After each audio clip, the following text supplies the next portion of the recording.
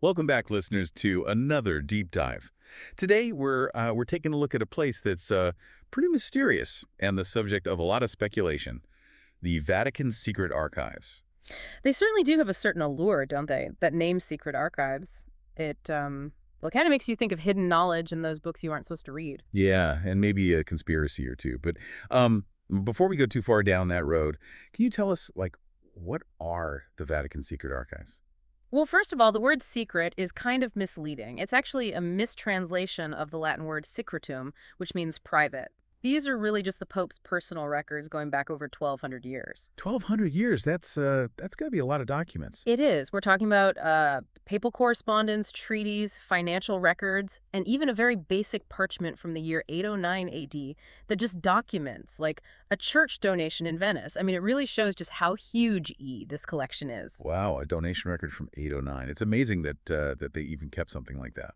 It is. And, scholars have been able to look at some of the archives since the late 1800s, but a lot of it is still off limits, which I guess keeps people speculating and fascinated by them. Yeah, and that's probably led to a lot of conspiracy theories. Well, it's natural, right? I mean, if you have a bunch of documents that old, it's easy to start imagining what they might contain. Absolutely. Okay, so let's jump into some of those theories then.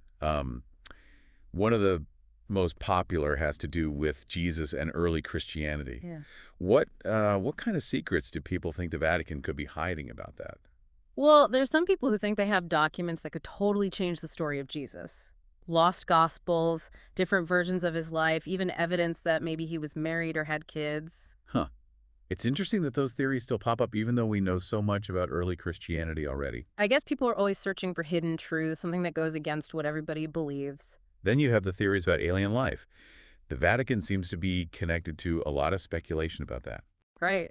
They have their own observatory, and sometimes people like Monsignor Balducci say things about the possibility of extraterrestrial life, and I guess that just adds to the theories. It makes you wonder, though, right? Faith in science, the Vatican looking up at the stars. Yeah.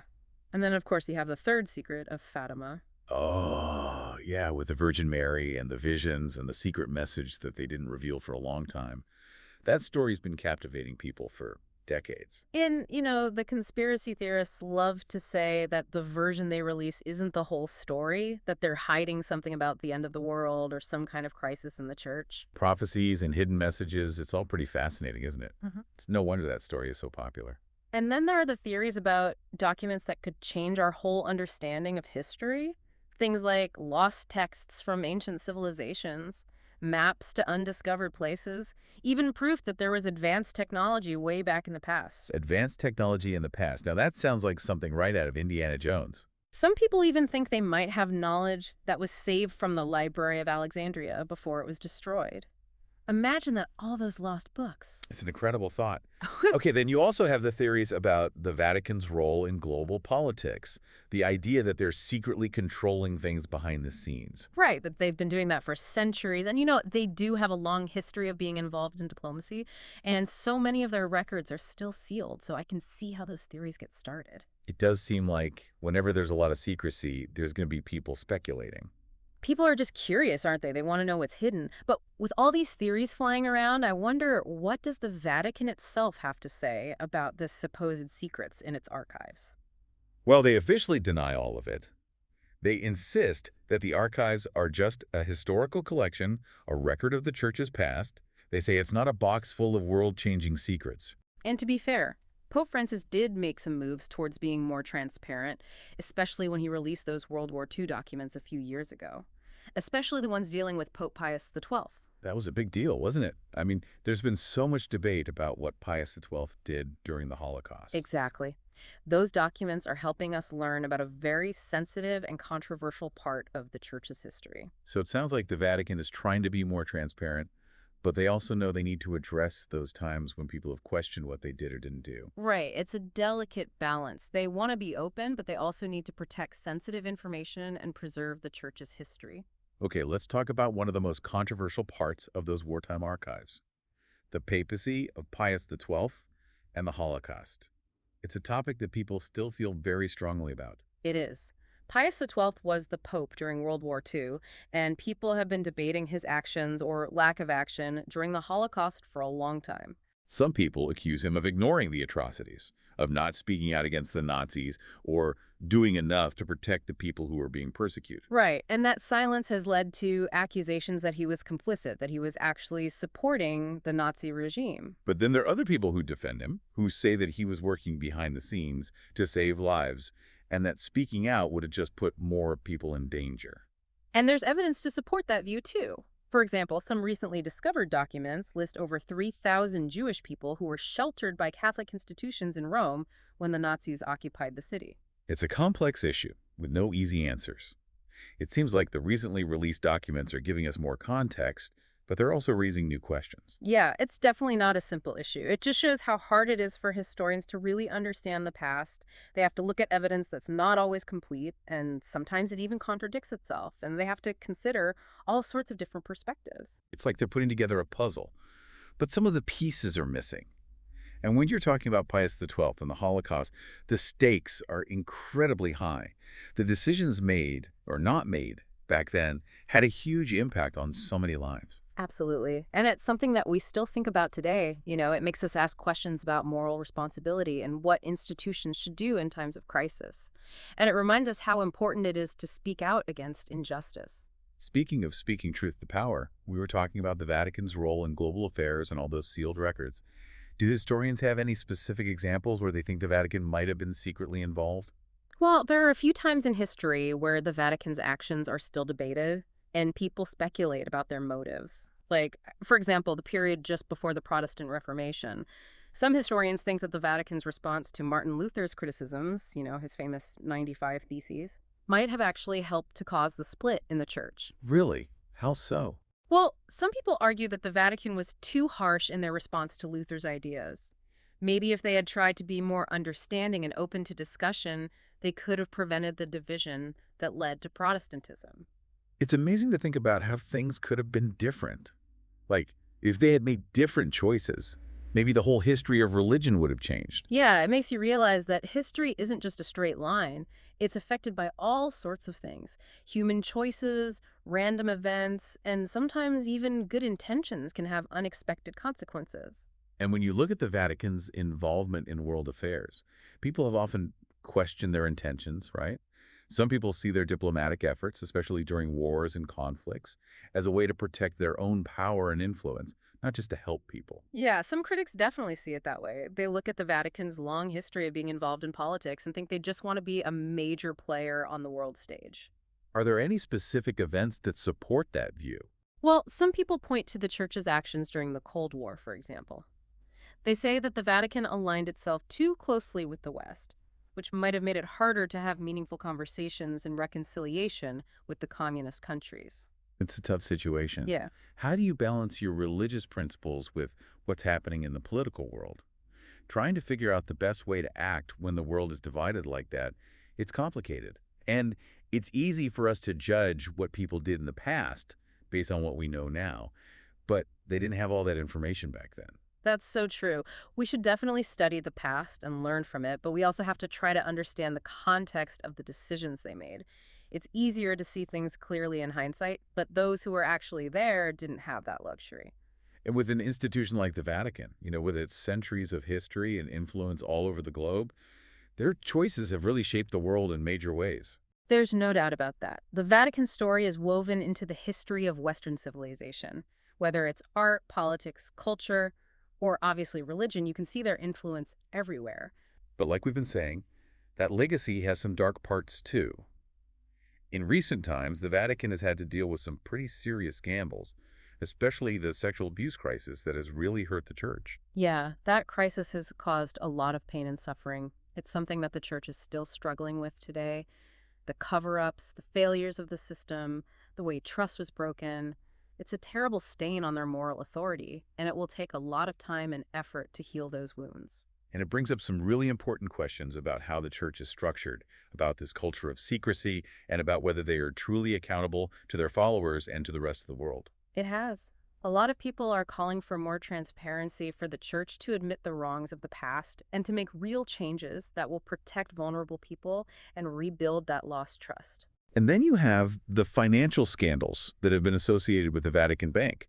money laundering, shady business practices, even possible connections to organized crime that doesn't exactly fit with the image of a church that's supposed to provide spiritual guidance and moral leadership. It definitely creates a perception that what they say they believe and how they act in the real world don't match up. The Vatican Bank, even though they've tried to make changes, is still seen as secretive and suspicious by a lot of people.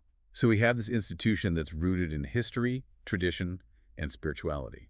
But it's also carrying this burden of secrecy, scandal, and this feeling that they're struggling to balance their spiritual mission with their worldly ambitions. It's a complicated picture. It is. And that makes trying to understand the Vatican, their motivations, their actions, and their place in the world a real challenge. But it's a fascinating challenge. We could probably talk about this for hours. But let's shift gears a little bit and talk about some of the more mysterious aspects of the Vatican. We've talked about the historical record, the controversial events, but what about the rumors, the legends?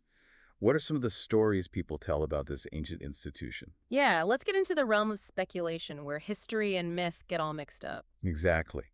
What are some of the most common rumors or legends associated with the Vatican? Well, some people believe that there's a secret library hidden somewhere, like a vault full of forbidden texts and knowledge that's considered too dangerous for ordinary people to know about. A secret library. That sounds like something out of a fantasy novel. I know, right? But the idea of a secret collection of knowledge, all those ancient secrets hidden away under lock and key, it's very appealing, isn't it? It just sparks your imagination. It really does.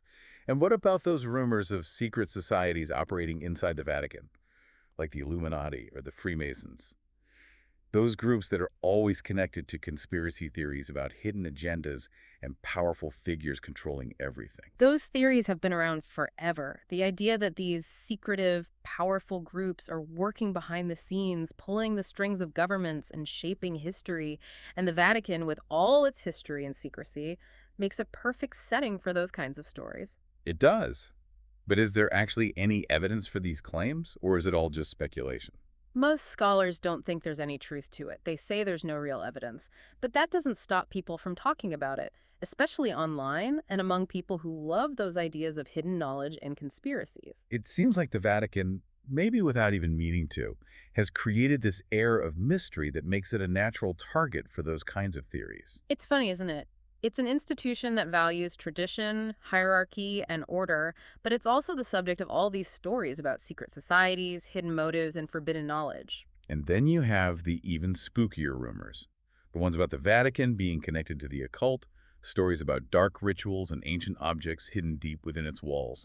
Right, because the Vatican is involved with exorcisms and they have a collection of relics, and for centuries they've been a center of religious power. Some people have started to believe they have this dark side, a connection to supernatural forces that we don't understand. The Vatican battling demons and wielding magical powers. Now that's a movie I'd watch.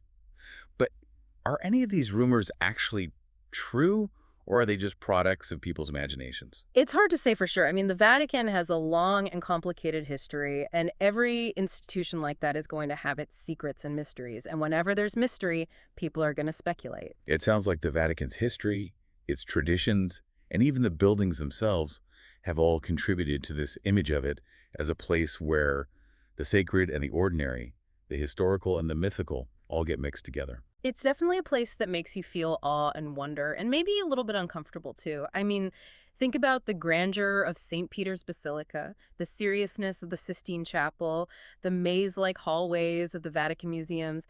It's an environment that just makes you want to tell stories, stories that blur the lines between reality and imagination. And when you consider all the art and artifacts that the Vatican has, it's easy to see how those objects, with all their history and symbolism, could inspire stories about hidden meanings, lost knowledge, and maybe even magical powers. Absolutely.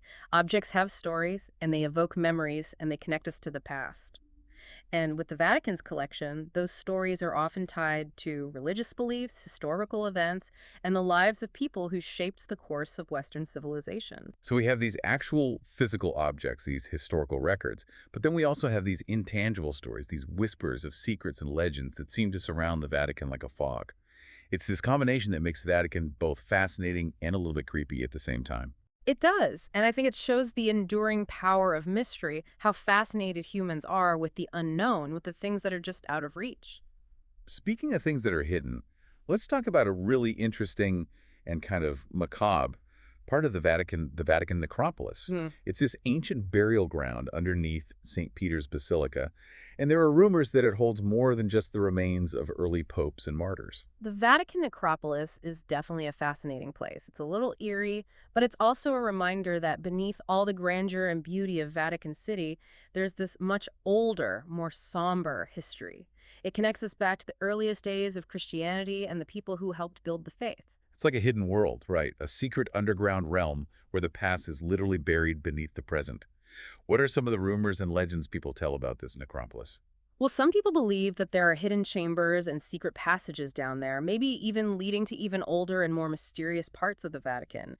Some think these hidden areas might have artifacts or documents that are incredibly important to history or religion. Hidden chambers and secret passages.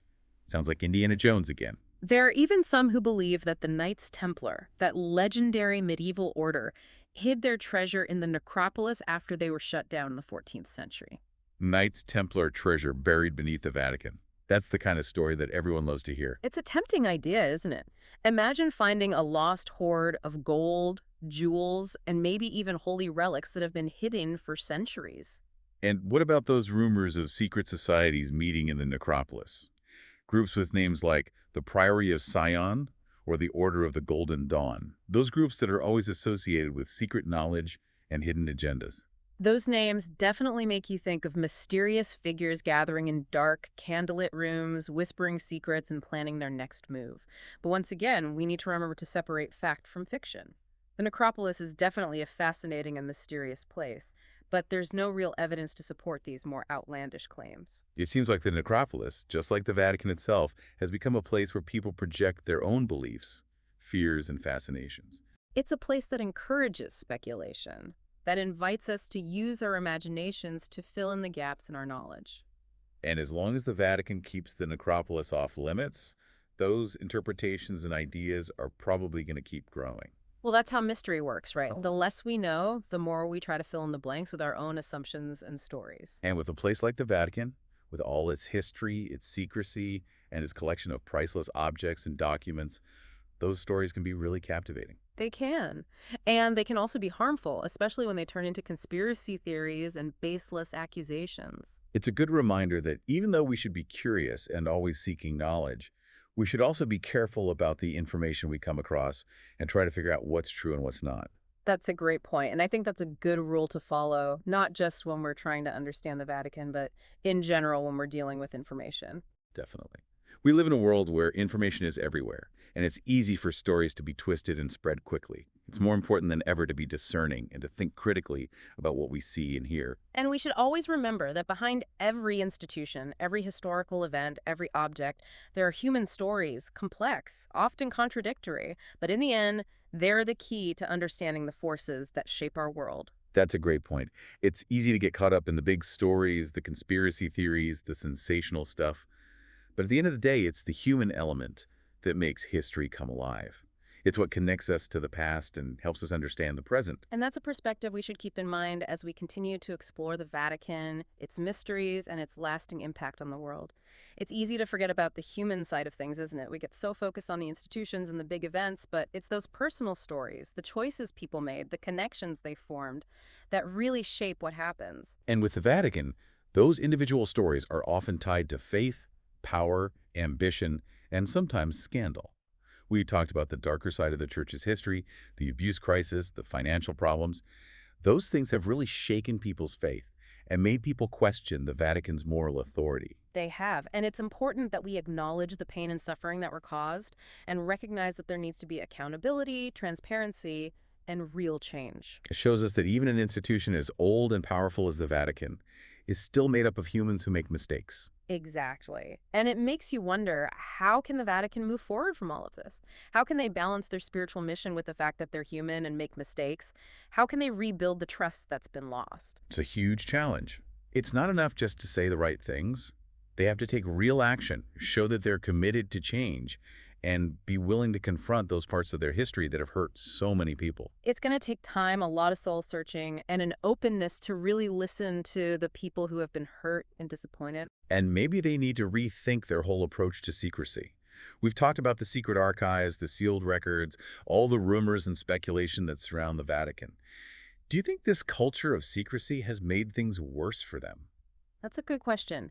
You need transparency and accountability for any institution to function well, especially one that claims to have moral authority. And secrecy, even if it's not intentional, can make it easier for bad things to happen. And it makes people suspicious, even if nothing bad is going on. That's true.